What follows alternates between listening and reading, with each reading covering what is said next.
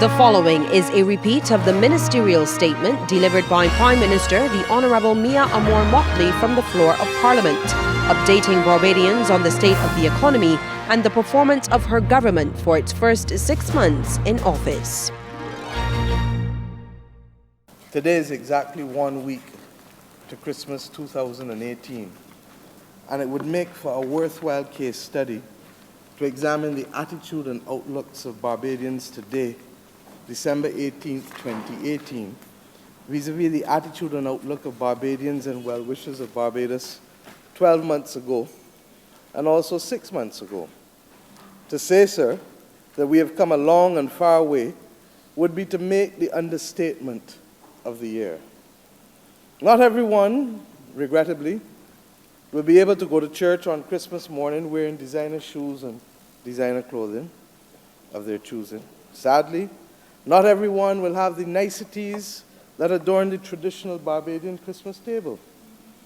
But what is very sure, sir, is that every Barbadian will wake on Christmas morning and on New Year's Day, hopeful and confident of a brighter tomorrow.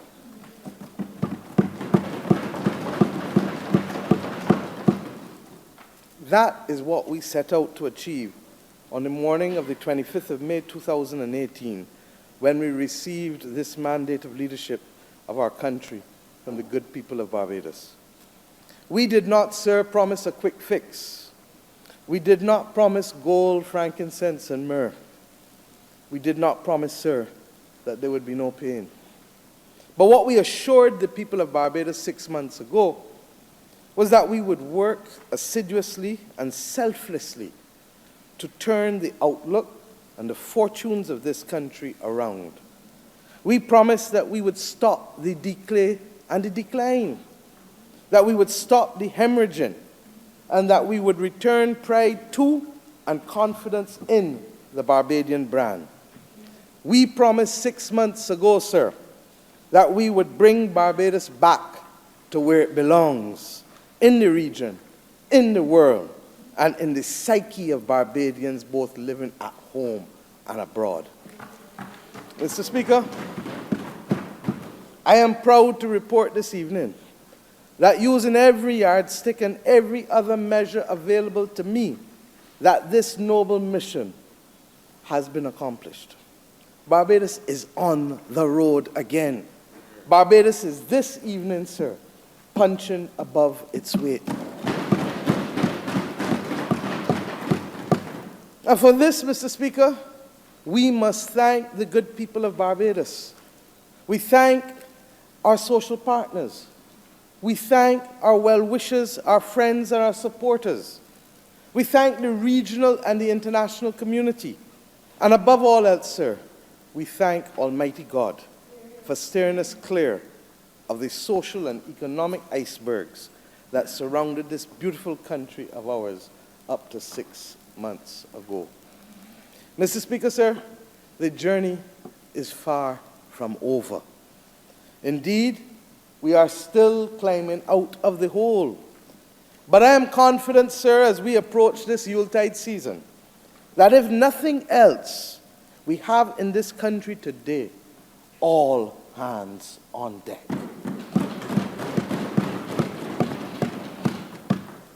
Sir, I move around the country, and I hear firsthand the huge signs of relief. I see and receive the nods of approval. I'm inspired by the mail, the tweets, and the WhatsApp messages that say, we know we hate to feel pain, but we understand that tough decisions have to be made.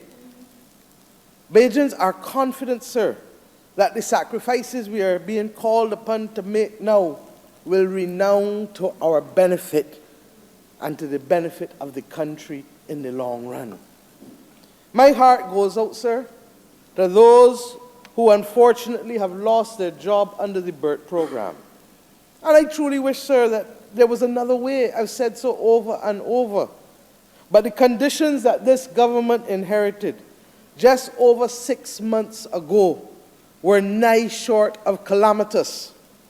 No self-respecting administration could have sat idle and allowed the rot to continue in this country.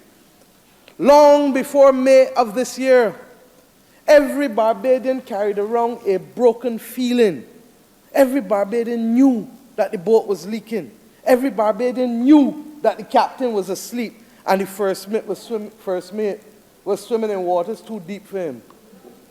Every Barbadian saw 10,000 people marching, but nobody was listening. We lost a decade of economic growth and prosperity in this country. Between 1993 and 2007, our economy more than doubled on the back of 14 years of growth from $4.1 billion to $9.5 billion in this country. And then, regrettably, that growth came to a halt in 2008. And the economy stagnated for the next 10 years, with our GDP effectively remaining the same in this year that it was when we left government a decade ago. And at the same time, the rest of the Caribbean and the world at large passed us by. The absence of growth not only meant less disposable income for Barbadians to take home, but it also meant that we were not earning foreign exchange while consuming what reserves that we did have at an alarming rate. Because, of course, sir, we had an unbelievably high debt service, and we had a government making inappropriate policy decisions. So what was the result? Our reserves fell from almost $2 billion down to almost $400 million earlier this year. Just over 400 million. So that when the last government began a scorched earth policy, forcing Barbadians to wait an extra 90 days for an election, for no other reason than to give way to their friends and give our future away to unscrupulous contracts and contractors, and further bleed our reserves, so that the new government would preside over crisis and damnation and the old government would look less bad, we were quietly planning. When they piled up debts to the point that Barbados became the third highest indebted country in the world, and from 2009 caused the country downgrade after downgrade after downgrade to have its credit rating pulled from investment to junk grade, we were planning. When they were bathing in the sea, telling all of us that the South Coast sewage system was not failing, and that the 4 international travel advisories warning our tourists away from Barbados were unjustified, we had to be planning.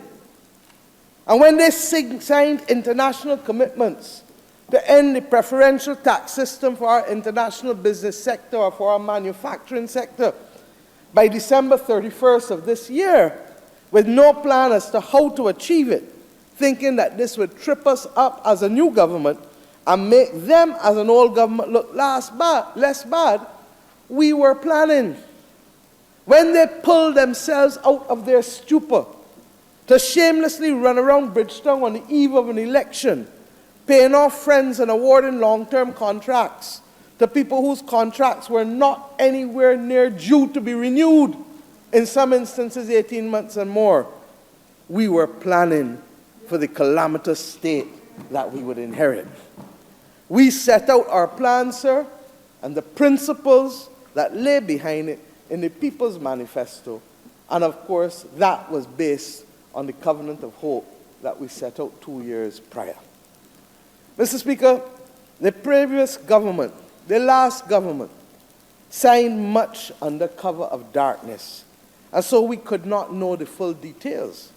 But we knew that the task before us would have been urgent, so vast, so complicated that one of the few things that we could commit to with certainty was the manner with which we were going to deal with it, with our priorities, what our priorities would be, and how we would sequence our early action.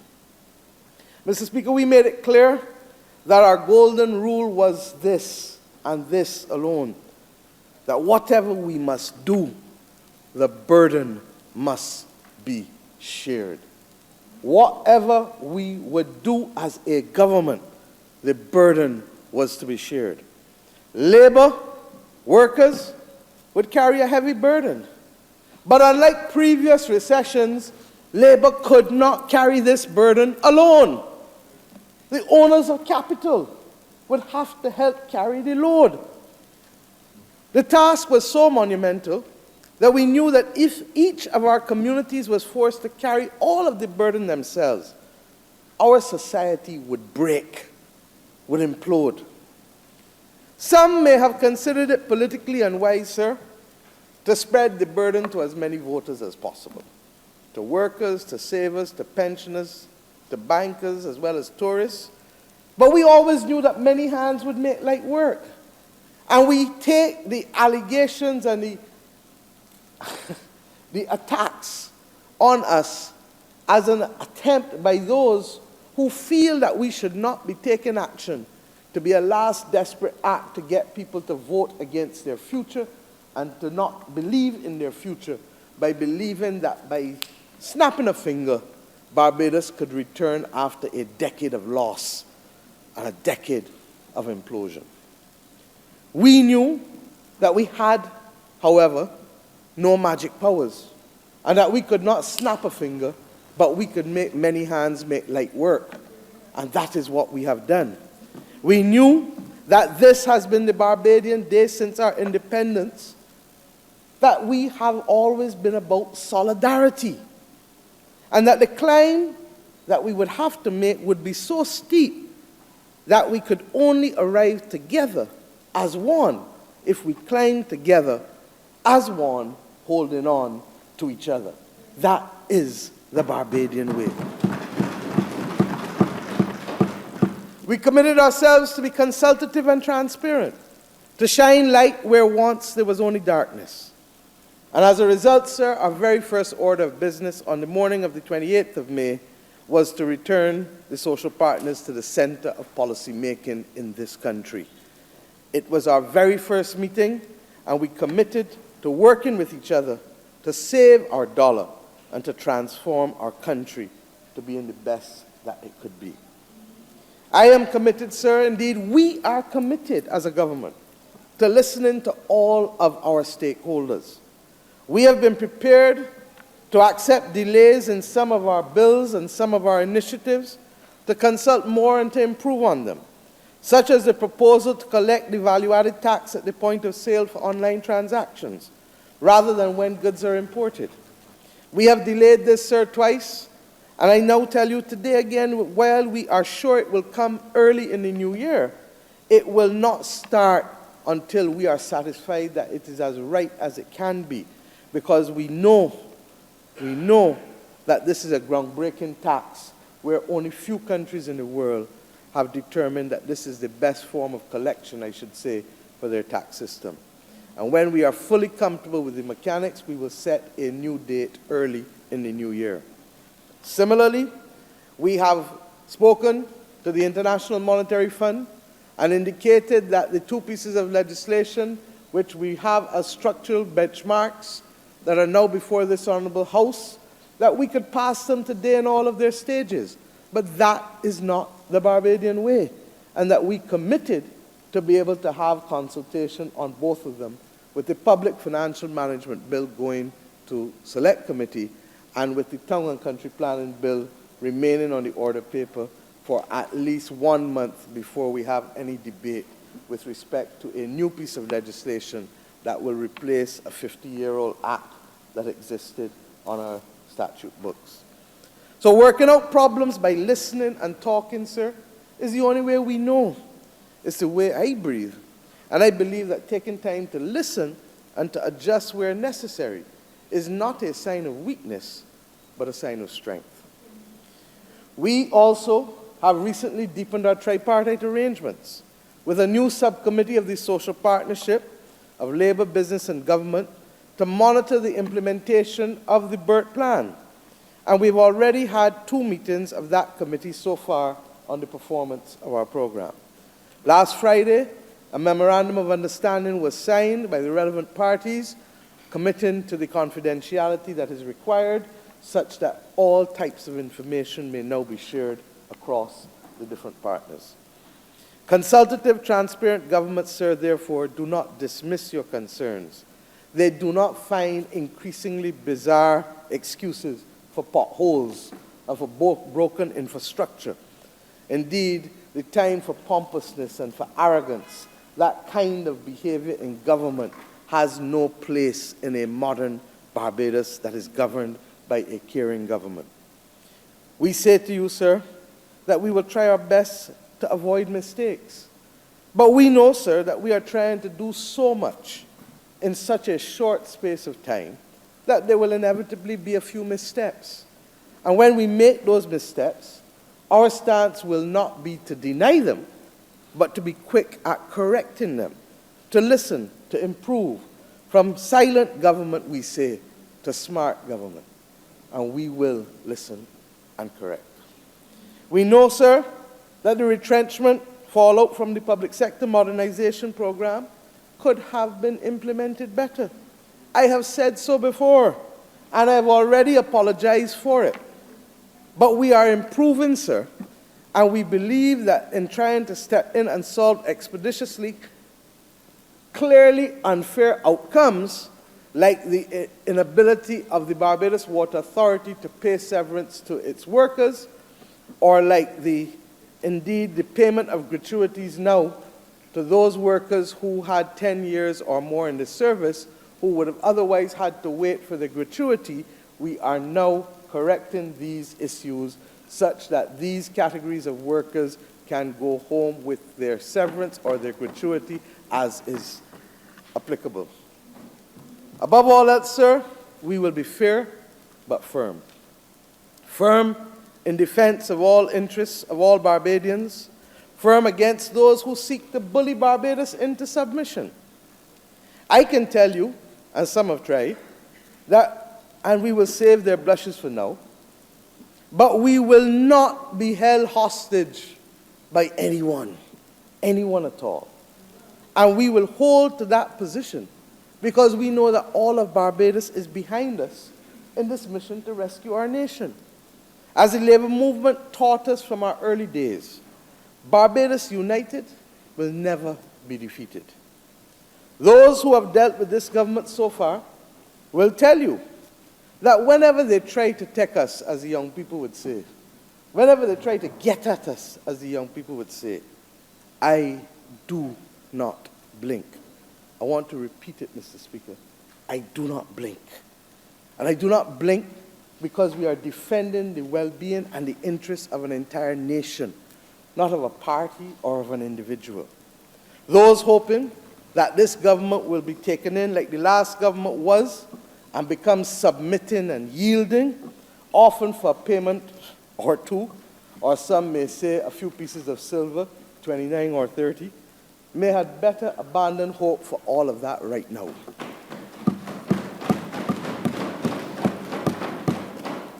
We draw the line today. No more, and never again. We, sir, as a government, will give transparency and good governance the force of law so that there will be grave consequences for the kind of behavior that brought us to our knees. And for all who ask for action, this government is not simply pursuing action for those that went before. This government, as we did today, is setting new standards of accountability and transparency that we must now, and all future governments of Barbados must now rise to. The new public financial management bill to which I referred earlier, that was brought to this House of Assembly today and goes to select committee, will hold us by law to a standard of transparency and governance that has never before existed in the management of our financial affairs in this country, both central government and state-owned enterprises. From the establishment of a fiscal framework, from the requirement for mid-year reviews, and from the requirement for us to set clear targets at all levels of government and state-owned enterprises and to hold each other to account for the same. These are the kinds of things that will allow us to identify malfeasance and misfeasance at an early stage when such is taking place in this country. The Integrity in Public Life Bill remains before Select Committee, and we anticipate that early in the new year, that committee will be ready to report to this honourable chamber such that we can turn that piece of legislation from a bill to an act of Parliament, holding each and every one of us to the highest possible standards. But committing to a better future is good, but some may say not good enough.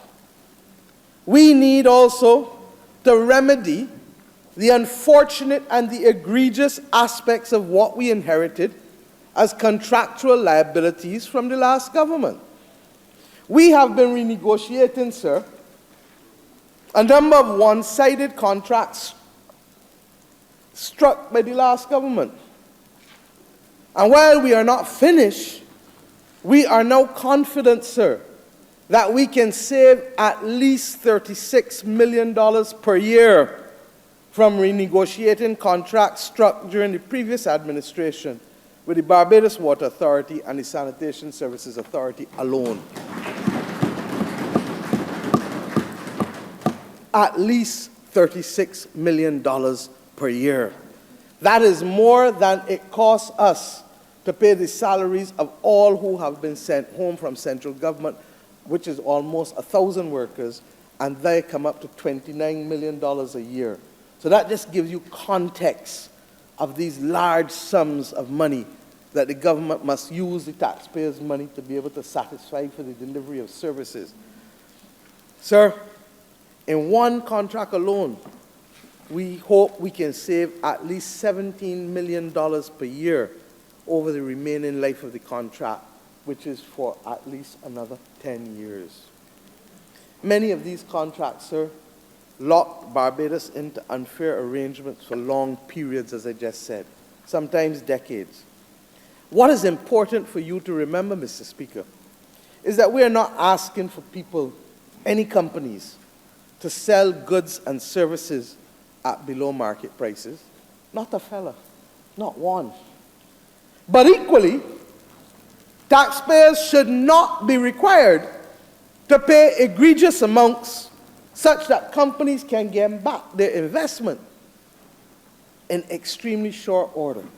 In some cases, a year or 2 or 3, when we would expect them normally to have a return that carries them out over a much longer period. I want to say simply, sir, that under my watch, nobody, and I mean nobody, is going to be allowed to jerk out the eye of this government.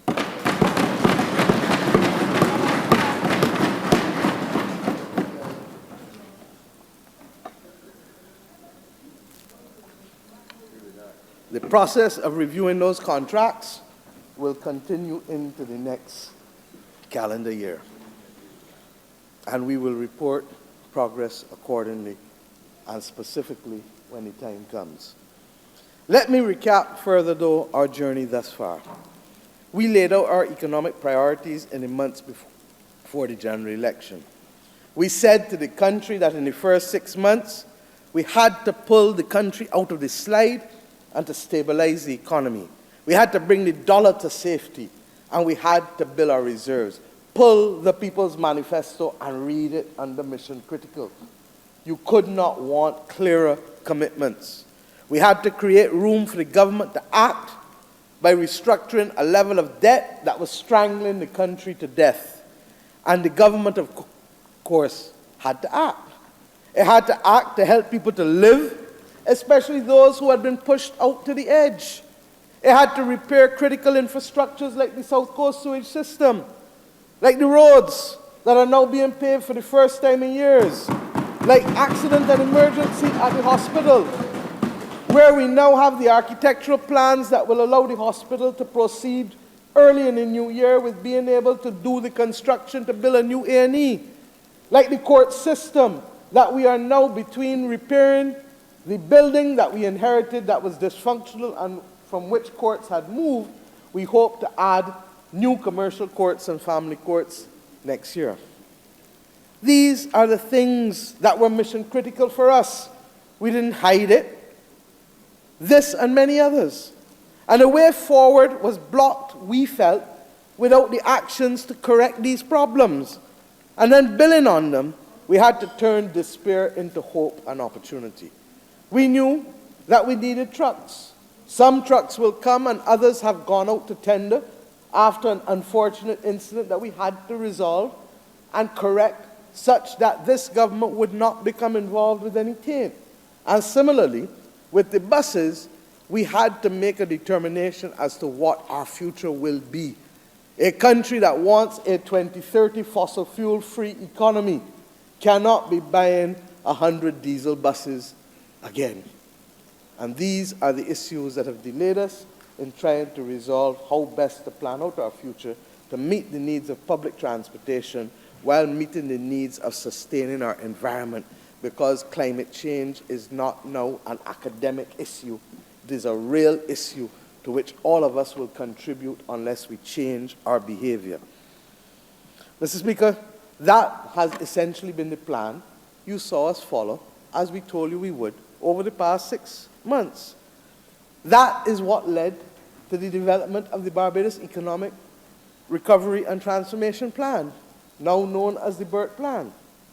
It was an internationally unprecedented plan to the degree to which it spread a sizable economic adjustment across a country and its international partners and our visitors and our creditors, not just the workers of Barbados who felt it, or the taxpayers who alone felt it in 91 to 94, in 81 to 82, in 74 to 76.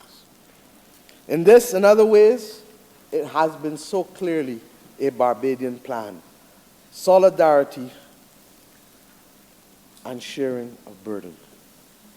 It got the backing and support of the International Monetary Fund in record time, and indeed the rest of the international community.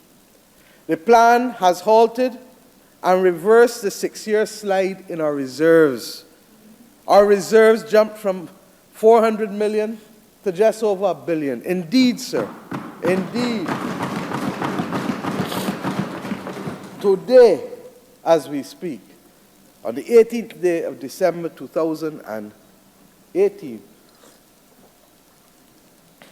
in the year of our Lord, our gross international reserves stood at $1,044 million.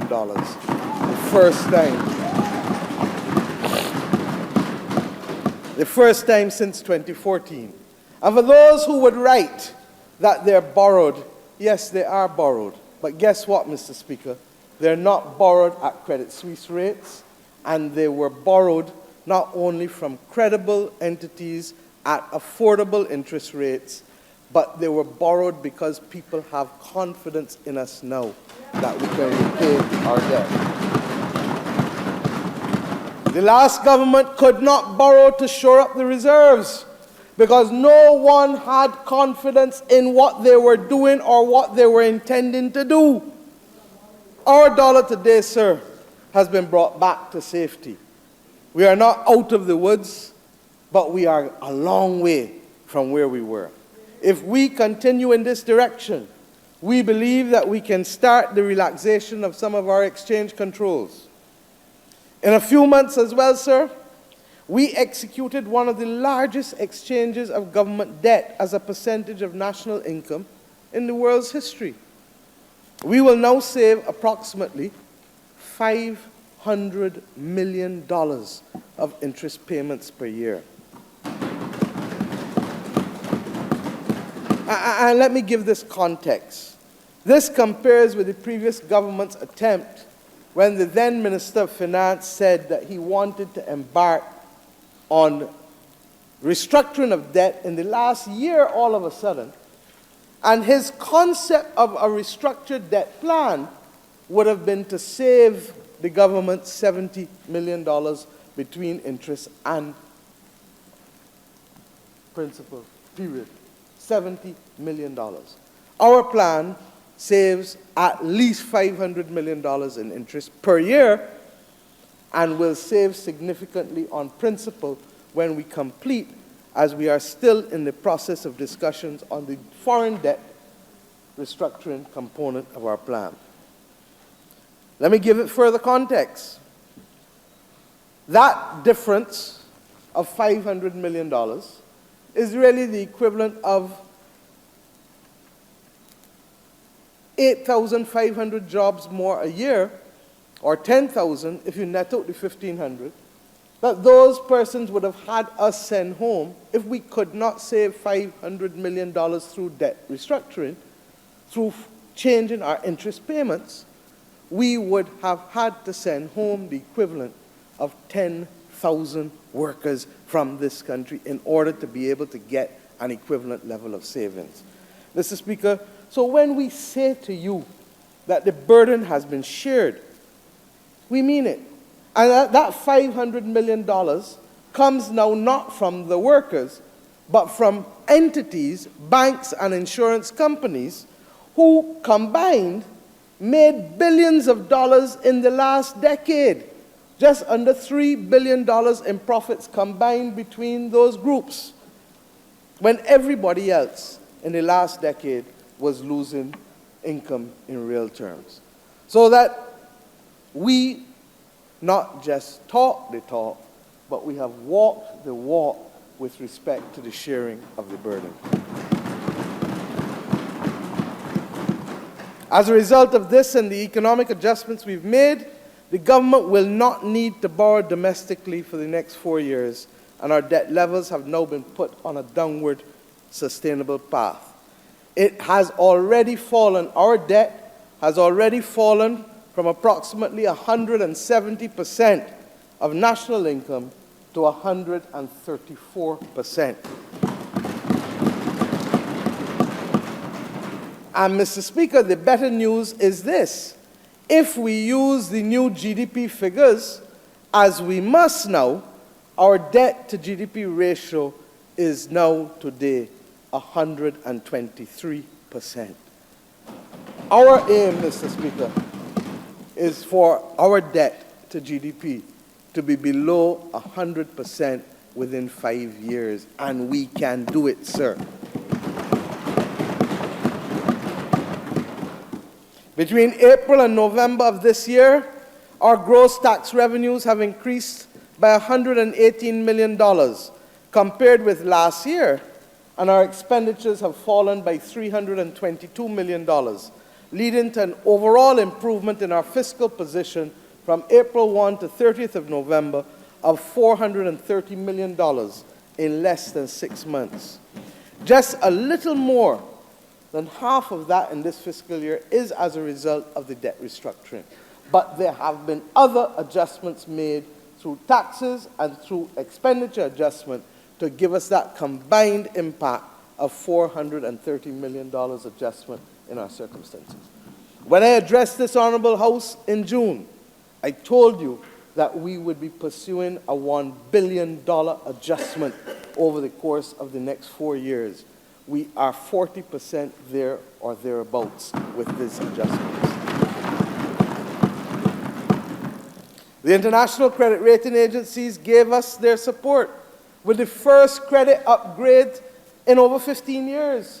3 notches up for our domestic currency. So much so that people went to look in the dictionary to see if the word upgrade was a real word.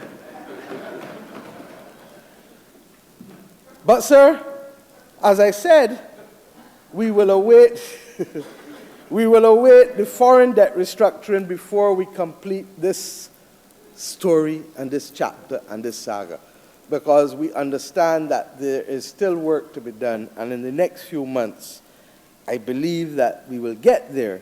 In fact, we are confident that we will get there.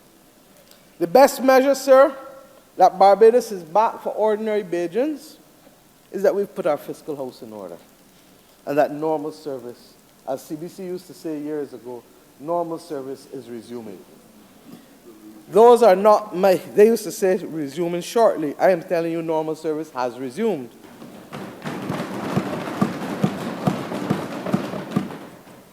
Those are not my words. Those are the words of the people who went and picked up in their mailbox or saw in their bank statements. For the first time in 6 years since 2012, tax refunds being given to them in the year in which they filed. Personal income tax returns, corporation tax returns, VAT refunds, not returns, refunds for all of them.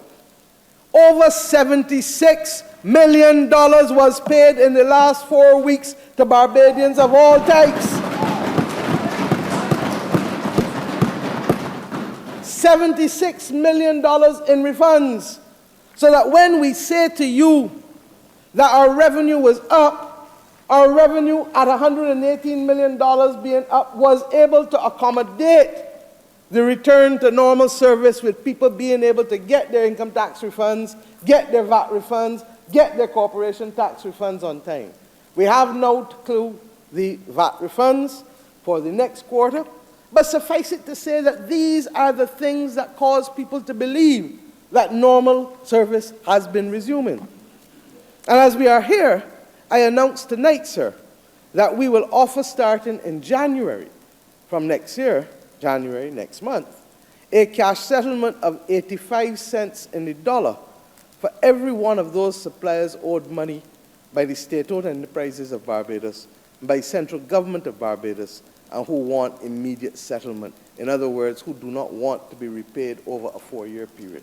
If you want your money now, we will offer to pay you immediately 85 cents in the dollar, such that those companies that are owed, and many of whom are at the brink, can be paid, having not been paid for years in this country. Remember, sir,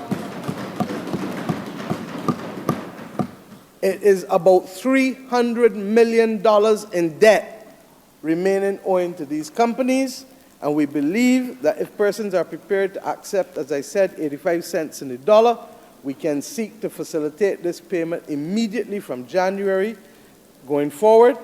But remember, sir, the government will vet all claims to verify the amount stated to be owed by the government to various suppliers, and that it will not just simply be a case of a man saying, you owe me X and the government must pay Y.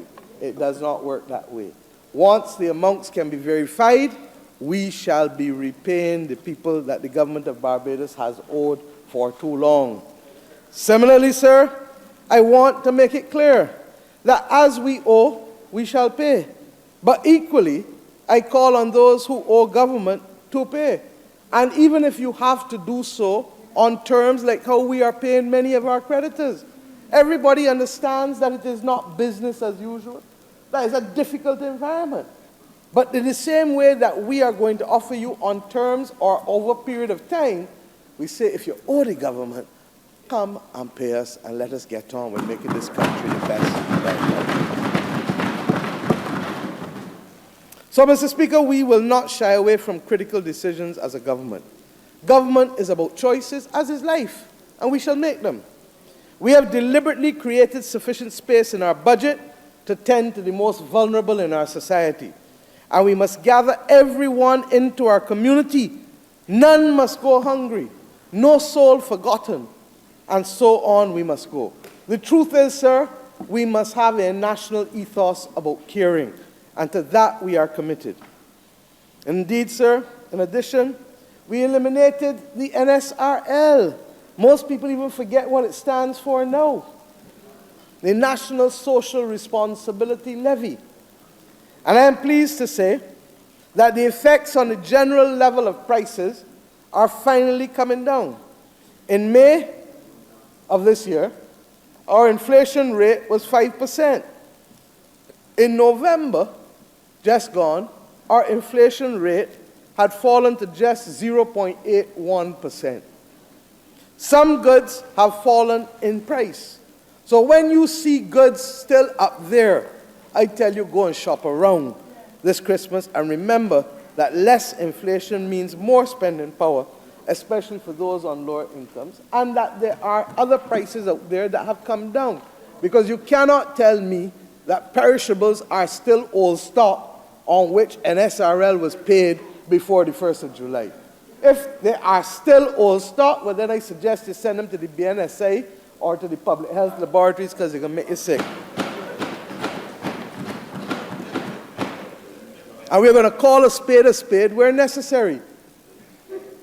Mr. Speaker, sir, in addition to abolishing the NSRL, you know they say Bajans have a short memory, so I'm just reminding people We also raised the non-contributory pensions from $155 to $225 per week. They said it could not be done. And we said, give me the vote and watch me. But we did it. We are also paying the reverse tax credit of $1,300 for those earning less than $18,000 per year for the first time in many years.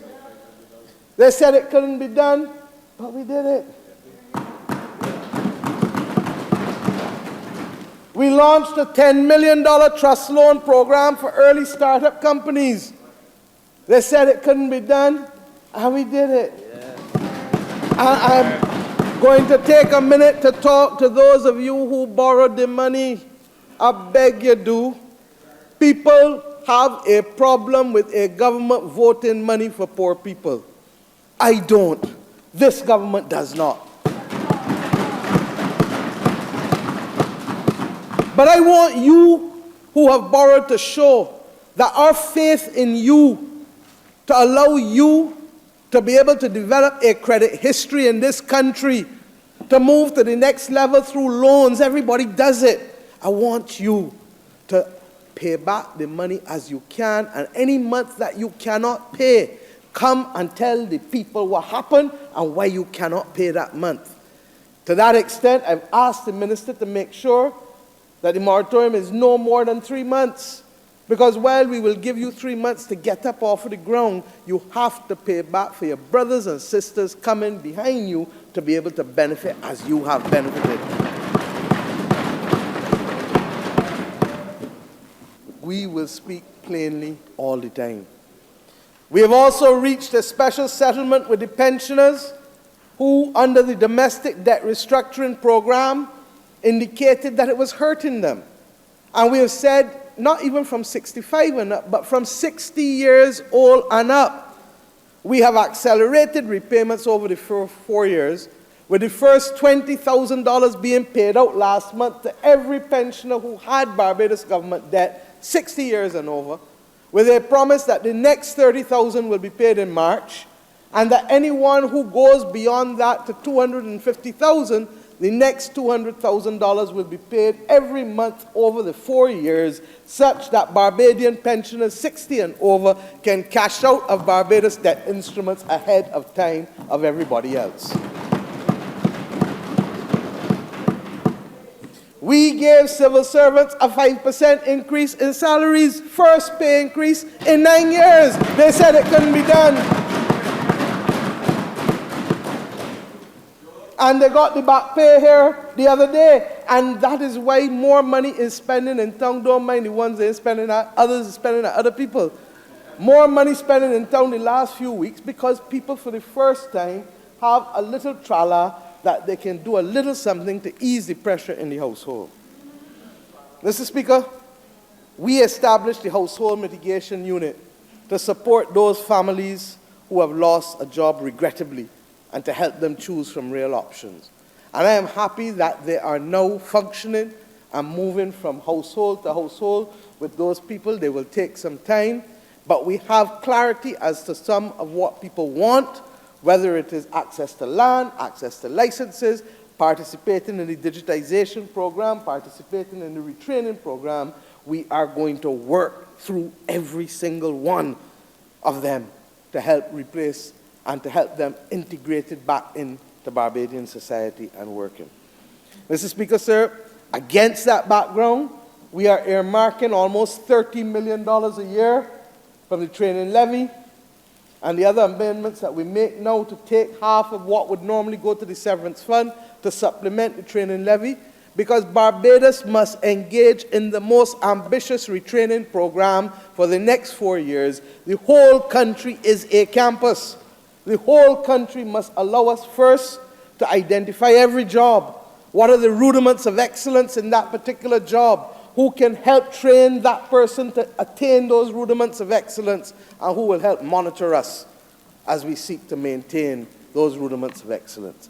If we can retrain everybody in this country, our future is bright. And to that, almost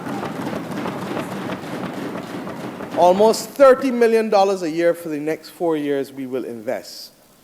Similarly, we have secured funding, we believe, for the digitization program from the Inter-American Development Bank.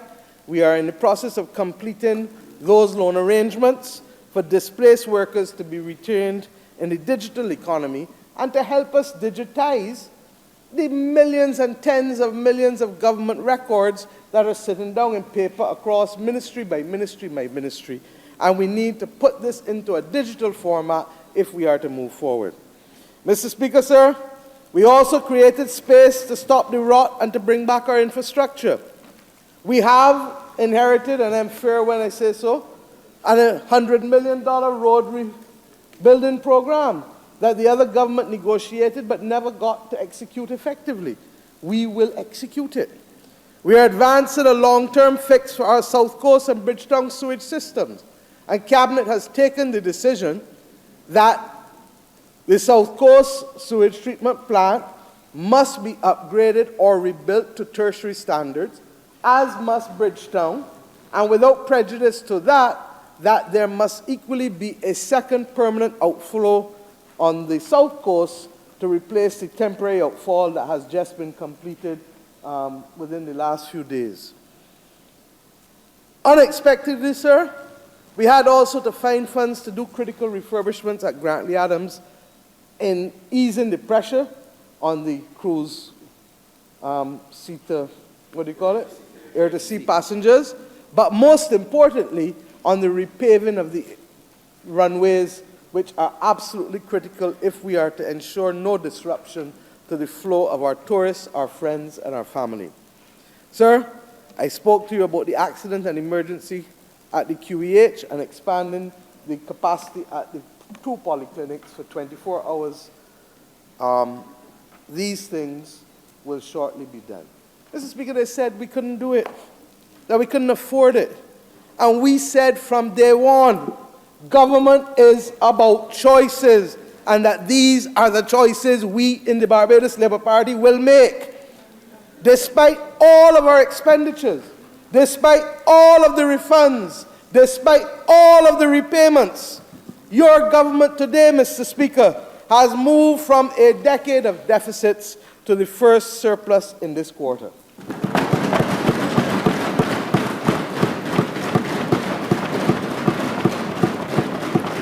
Mr. Speaker, a surplus in a quarter. Can you remember when last you heard that in this chamber? Talking about Barbados? Sleep a little easier tonight, please. I beg you do. And I want to thank all of the officers in the Ministry of Finance and Economic Affairs, all of the advisors, all of the ministers, for helping us to get to this point.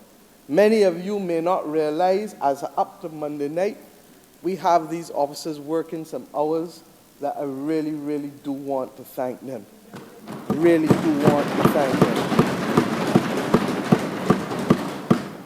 I understand that our covenant with the Barbadian people is that Barbadians will take strain today to get their country back tomorrow. They will suffer higher taxes and user fees, a slimmer government, but only if we fix the problem so that we never end up back here again. Restoring the credibility of government in this country and the Barbados government's credibility internationally is perhaps one of our most important tasks.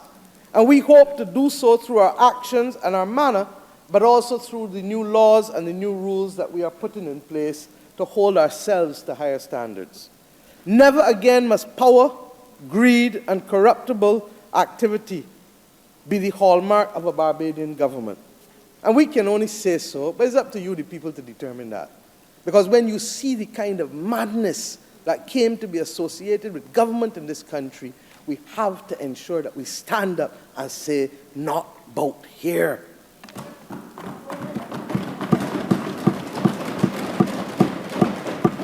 And I spoke to you about using the laws to hold us to a higher standard.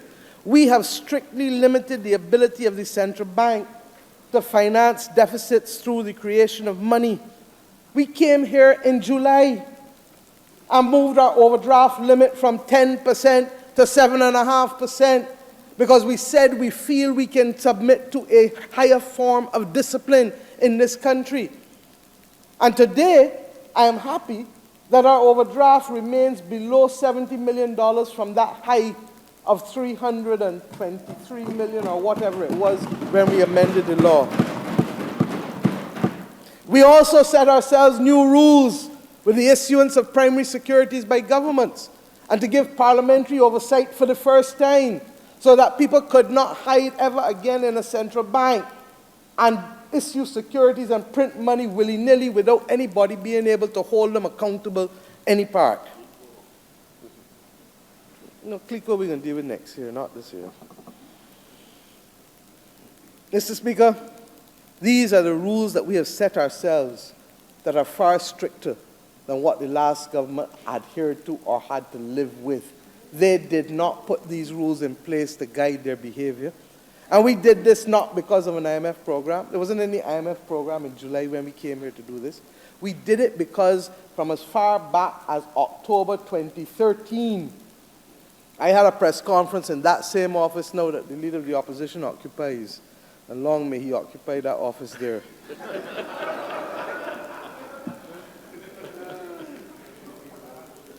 Well wishes for you at Christmas. But I had a press conference in October 2013 that pointed out that the central bank governor had certain responsibilities to this country and that you could not be seeking to buy up primary securities on the part of the government without any kind of parliamentary oversight whatsoever. And we promised then that if we ever became the government, we would introduce legislation that would, like Jamaica, require us to have parliamentary oversight over that kind of behavior. The government of Barbados has a rule now under our laws that you are limited to 10% of approved expenditure with respect to the issuance of any primary securities. I mentioned the new Public Financial Management Bill, and for those who want to know what it also does, it also replaces and puts back at the center of our laws a decision that holds ministers liable for losses taken as a result of decisions where they go against their public servants and the independent advice from their public servants. They will become liable in the same way that a previous Barbados Labour Party government sought to put that in the law for the very first time in this country. As the first 6 months leave us, therefore, sir, we have reached our milestone. The first bell can be rung. Barbados is back. This Christmas, you can take a breather. But being back is never enough because the journey has to continue. And we are on track. We're passing the right road signs, but there is still much further to go. Being back is about establishing the base from which we move forward as a nation and as a people. Said always, stabilize the patient. Stabilize. How many times have you heard me? Stop the bleeding. Stop the hemorrhaging. Deal with recovery first. And whenever we finish that, move on to transformation next for a purpose.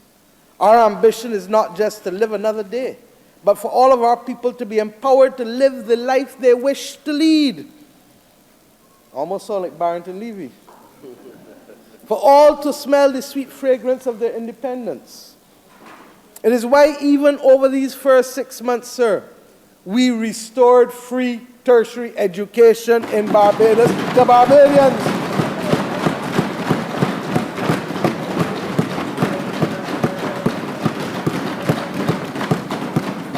They said it could not be done. We said it must be done.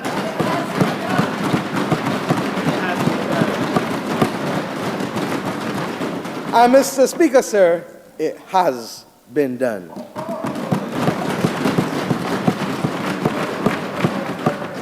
It is why even in this period of intense adjustment, we have ring-fenced our education, health, and welfare budgets because we know that there's some sufferation, but we are going to protect our people. And in the next 12 months, where we look to make the reforms that will improve the effectiveness of these budgets so that as we present in our Covenant of Hope, we can better enable every Barbadian from every family and every community to be confident, active, healthy, happy, and economically empowered members of a just, inclusive, and caring society. I know, sir, and the leader of the opposition is smiling because he knows, too, like us, that that is the real prize we are going after. Not just the good fiscal figures, but Bajans who are confident, active, healthy, happy, economically empowered, part of a just, inclusive, and caring society. It is why we say, sir, that economic growth is essential in getting us there. And the notion that you could ignore economic growth, as the last government tried to make they tried to make it a badge of honor, that they didn't want to talk about the economy and that they didn't have to focus on economic growth. And what did we see instead? Downgrade after downgrade after downgrade. It is why, in addition to what we have done on reserves and deficits and debt relief and stabilization over the past 6 months, sir, we've been working on other fronts, 3 other fronts. We've been trying, sir, to attract traditional foreign investments to Barbados. We've completely overhauled our tax system to excite local entrepreneurs and investors at the corporate level. And third, we are using new technologies to improve service and opportunities in the public and private sectors, and these will roll out in the next year.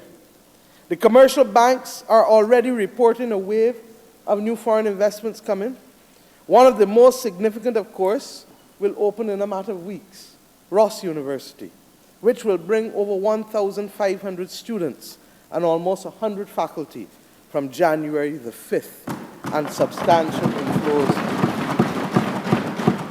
of cash. These 1,500 students and 100 faculty members need transport. They need to eat. They need to interact with Barbadian business. In short, they are 9-month tourists equivalent to a jump that will give us more than 10% in our tourism numbers, because they work out to the equivalent of 75,000 one-week tourists if we were to equate their value. They will make a significant difference to life in Barbados in 2019, and we thank them for being here.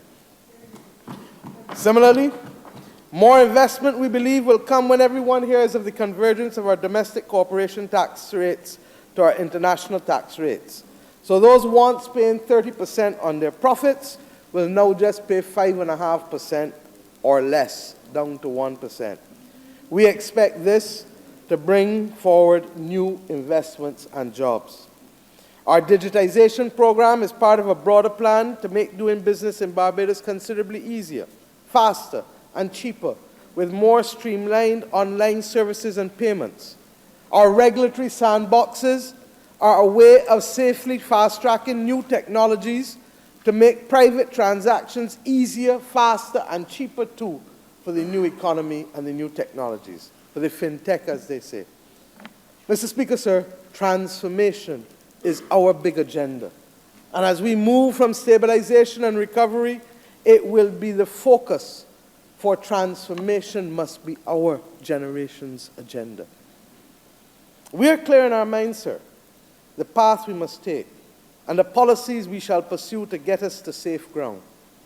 The government that I have the honor to lead will take hard decisions. We will burn the late night oil, regrettably. I laugh because they know exactly what I mean. In the new year, we will continue to roll back our shirt sleeves, bend our backs, and continue to do what is necessary to rebuild our nation. I am inspired, sir, by the approach of our social partners. I really am. And that is why you will hear me thank them on each occasion.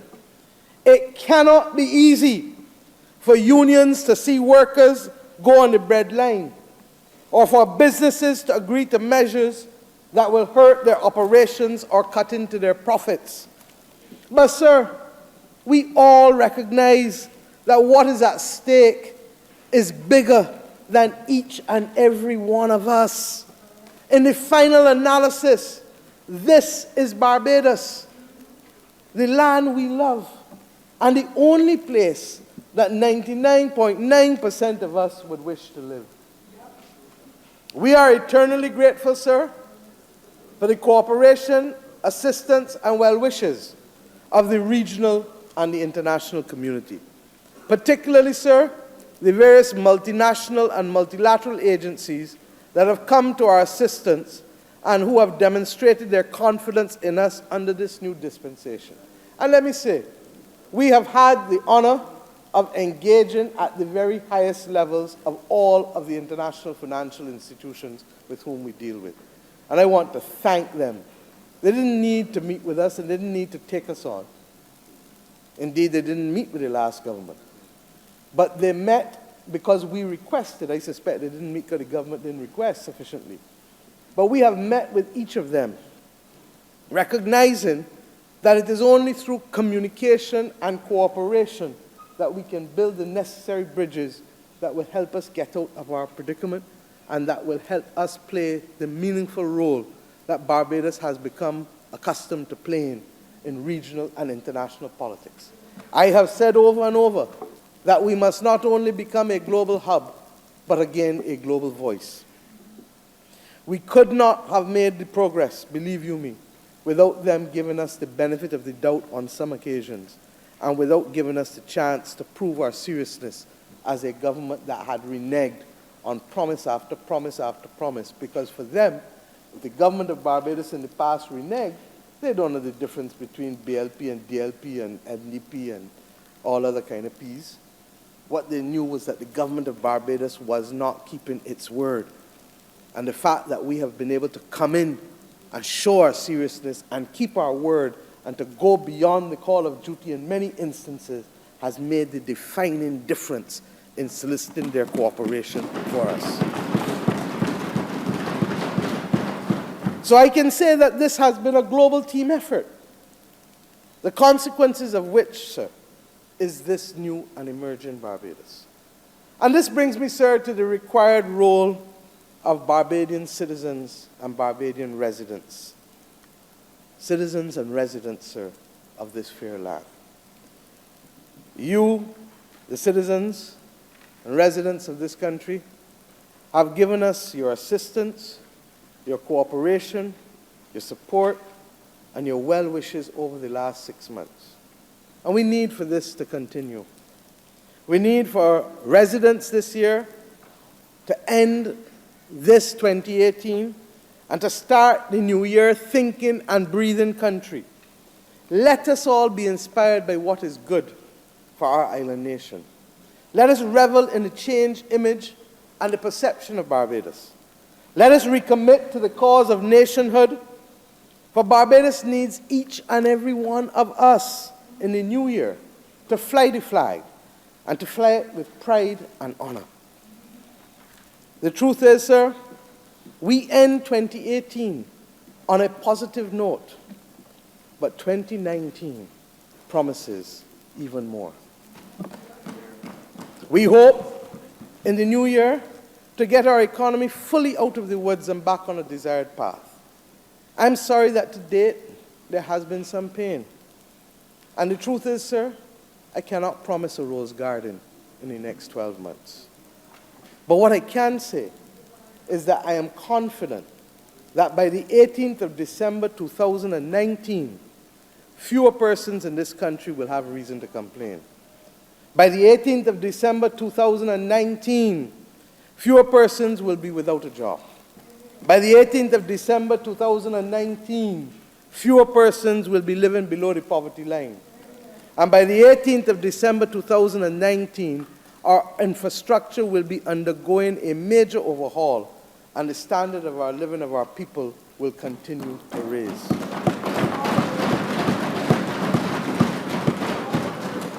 Think Barbados. Respect Barbados. Live Barbados. Promote Barbados.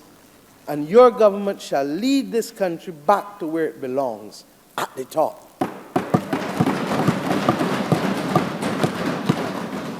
For now, we ask you to remain committed to a better tomorrow, to stay the course, to continue to march with us, because we don't take your commitment for granted, and that's why I ask for it today again. We know that this journey is long, and it is arduous. And we know that you have sacrificed much and pinned your flag to the country's mast. But we also know that this is not, and don't believe tonight, this is a victory march. This is a long march home, a march of redemption and renewal, a march to a promised land. And be assured that we will not sleep. We will not give up the mental fight until we have built, Mr. Speaker, sir, a new Jerusalem in Barbados for all. I say simply to you, sir, and to all members of this chamber and to all who have helped us do what we have to do in this building, from the media to the security, to the clerks at the table, to those who feed us, have a blessed Christmas. To the wider Barbados, I say the same thing. Have a blessed Christmas. And to us all, including myself, I say get some rest for the season. And when you have had that rest for the season, I say simply to us all, to all Barbadians, give us your patience. Continue to give us your patience, your tolerance, and continue to remain disciplined.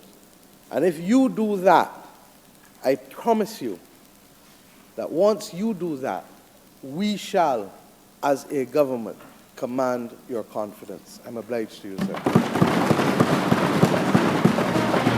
That was the ministerial statement delivered by Prime Minister the Honourable Mia Mottleey from the floor of Parliament, updating Barbadians on the state of the economy and the performance of her government for its first 6 months in office.